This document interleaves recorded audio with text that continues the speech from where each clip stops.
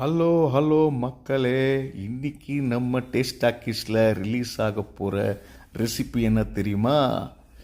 கம கம சுட சுட வெத்த குழம்பு சாதம்.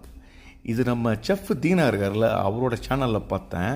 மிஸ்டர் கண்ணன் கும்பகோணத்தில் இருக்கார், கேட்ரிங் பண்ணுறாரு. அவரோட ரெசிபியை தான் எடுத்து போட்டிருக்காரு. அவர் பண்ணுற விதமே எங்கள் அம்மா பண்ணுற மாதிரி இருக்குது.